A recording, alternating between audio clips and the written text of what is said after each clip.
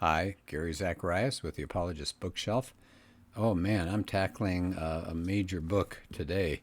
It's huge. I'll see if I can lift it. It's called Theistic Evolution, and it does not argue for theistic evolution. It actually shows a lot of problems with it. The subtitle is A Scientific, Philosophical, and Theological Critique. It's edited by some big names that you may have recognized. I'll just mention a few of them: Wayne Grudem, Stephen Meyer, J.P. Moreland, and others. So a lot of people are writing these essays in here, and that's exactly what they do. They take on theistic evolution and show the scientific problems with it, the philosophical problems with it, and the theological problems with it. So what I'm going to do is just take one single essay. I mean, this thing is huge. I don't want to scare people off. It's a monster. It pushes 1,000 pages, 900 and some actually. And you know what's amazing about it?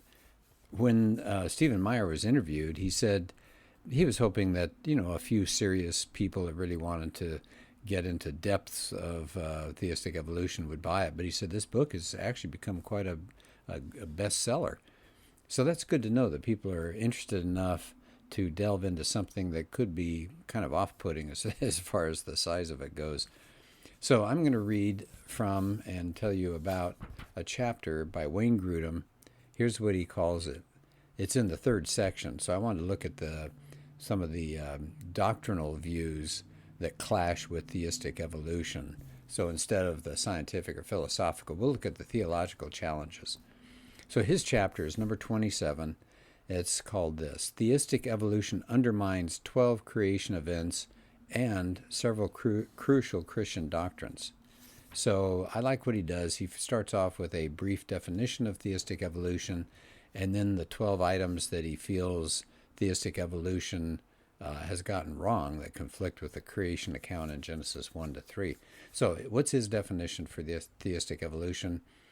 God created matter, and after that did not guide or intervene or act directly to cause any empirically detectable change in the natural behavior of matter until all living things had evolved by purely natural processes. So he says that seems to be the general consensus of what theistic evolution means. So look at the title, theistic, so God is involved.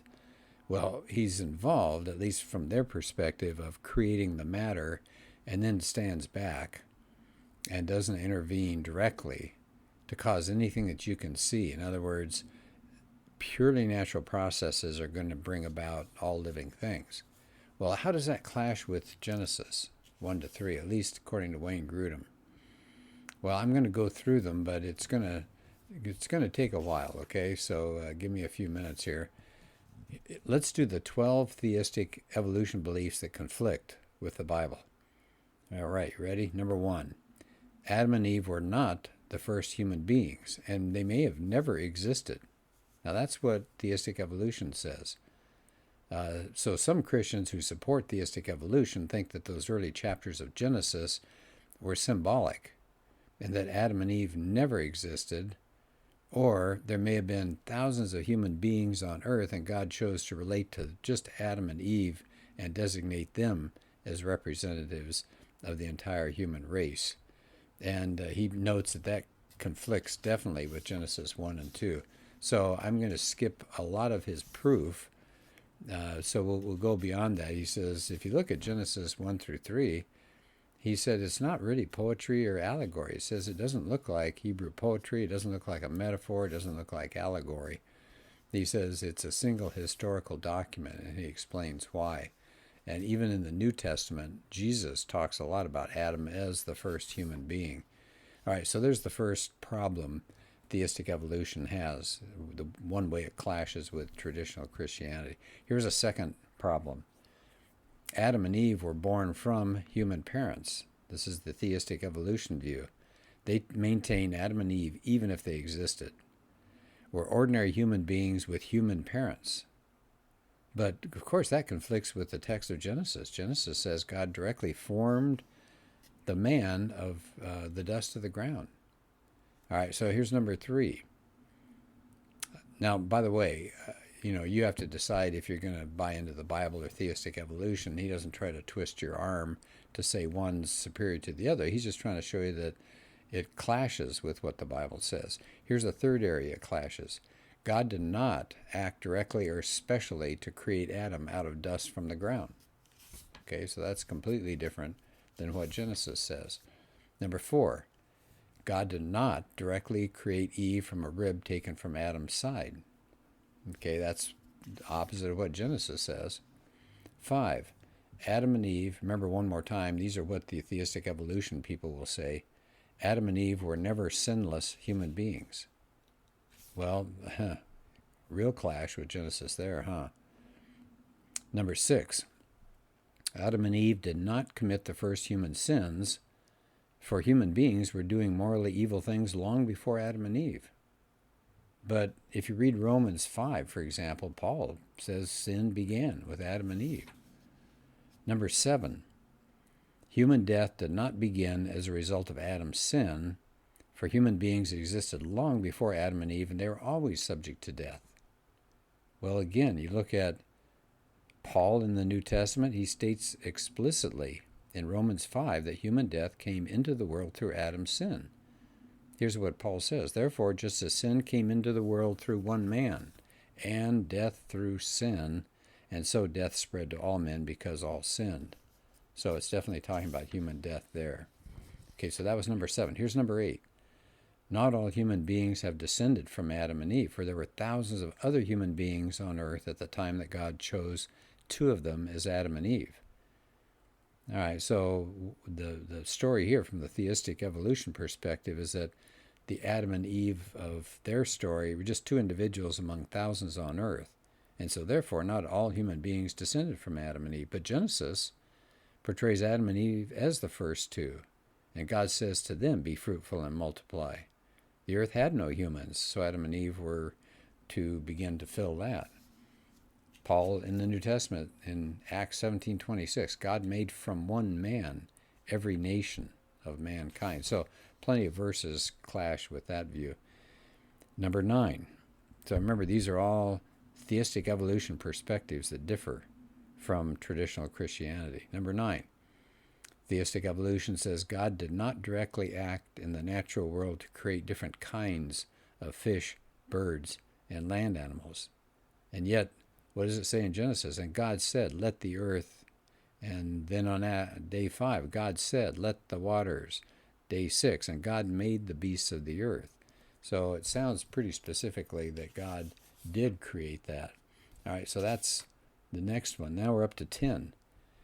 God did not rest from his work of creation or stop any special creative activity after plants, animals, and human beings appeared on the earth. They hold that after God created the matter, he did not intervene in the world to create any living things. Okay, but then there was no special activity of God from which he needed to do the resting that it talks about in Genesis 1. Okay, but the author of Hebrews says that God did rest. Let's go to number 11. What else do these theistic evolutionists say? God never created an originally very good natural world in the sense of a safe environment that was free of thorns and thistles and similar harmful things. So theistic evolution says all plants and animals living today resulted from this long, unbroken line of evolutionary change, and so therefore there was never a different kind of natural order. In other words, things were okay and then things went bad. They would say that's not what happened. But for many centuries, interpreters have understood the first 2 chapters of Genesis to talk about a wonderful place, the Garden of Eden, an idyllic place. There was no curse on the ground and no weeds and no natural disasters. No animals were hostile to human beings. And so that's very different, isn't it? Here's the 12th way that theistic evolutionists differ from traditional Christianity. They say after Adam and Eve sinned, God did not place any curse on the world that changed the working of the natural world and made it more hostile to mankind. It's just the counterpoint. They do not believe in an original idyllic creation, and so they also don't believe that God placed a curse on the ground. But if you look at the biblical text, if you really look at it as a historical work of actual events, it shows God did alter the working of the natural world after Adam fell. All right, so he covers those 12 things. I won't rattle them all off again, but you can go back and pick up on them. And then he has a section here that he says, significant Christian doctrines that are undermined or denied by theistic evolution. And this is crucial. This is huge. As he says, ideas have consequences. And it says the theistic evolution leads to destructive consequences for a number of Christian doctrines. He says not just a harmless alternate opinion about creation, but he says it leads to progressive erosion and maybe even denial of the following Christian doctrines. So I'll go more quickly over these, but number one, the truthfulness of the Bible. They have to, if you're a theistic evolution, you're requiring people to believe that both Jesus and the New Testament authors were wrong when they talked about the historic reliability of the first part of Genesis. So that's an issue right there. Let me skip over. Let's go to number two. What's another problem that undermines Christianity? Direct creation by God's powerful words. According to the theistic evolutionists, there's no special action of God or intervention to create, but the biblical picture is different. So theistic evolution denies that there are any such powerful words of God that cause plants and animals. Okay, so the idea of the wonder of his direct activity in creation is gone. It's lost, the power of his words. Number three, what else does theistic evolution shake up as far as Christian doctrine goes? The overwhelming evidence in nature for God's existence. Okay, let's go beyond that. Number four, evidence in nature for moral accountability to God. If you don't see God in nature, you don't feel like you're maybe going to be accountable to him. Number five, theistic evolution undermines the wisdom of God. Because God, at least according to the Bible, created all these living things, but in theistic evolution, there was no divine intelligence or wisdom beyond just getting things going and putting a bunch of matter in there. In theistic evolution, God doesn't wisely create all sorts of animals, but he just clumsily, by his providence, brings about millions of failed mutations before he finds anything good. So that makes you wonder about the wisdom of God, doesn't it? How about number six? The goodness of God. Theistic evolution undermines belief in the goodness of God because God is responsible for, at least according to this view, somehow, with a world full of deadly diseases and dangerous animals and all sorts of natural disasters.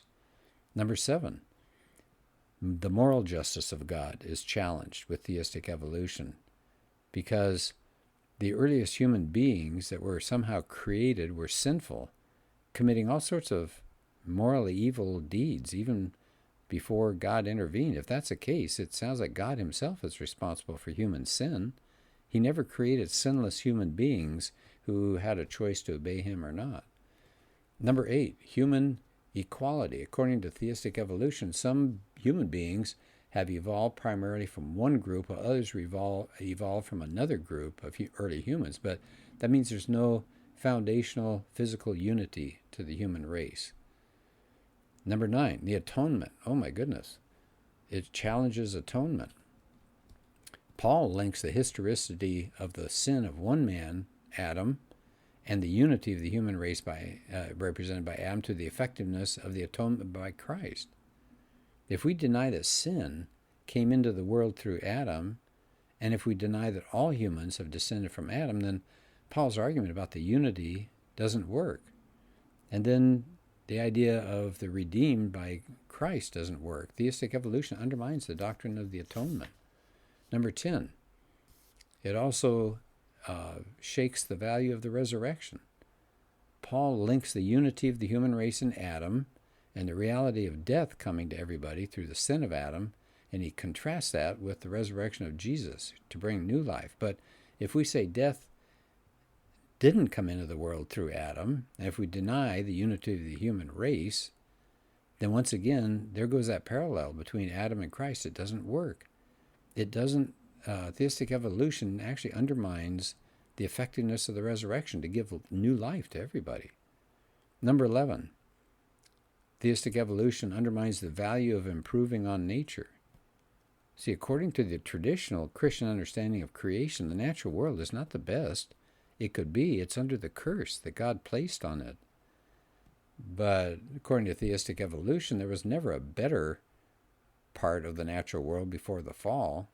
In fact, according to them, nature as it is today is the best natural world that God could have brought about. So in this view, the natural world is not currently under a curse from God as a result of human sin.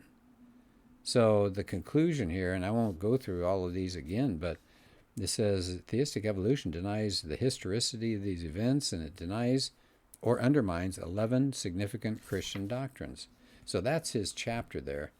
And I would think you would really get a lot out of this book. It's one of those things where you're not going to sit down in the evening and knock it out. You might just go to a chapter here and a chapter there, but it's called Theistic Evolution, and you look up the names Moreland and Meyer as the editors, and you'll find it there. It's a great book, powerful book. Well, thank you, and talk to you next time.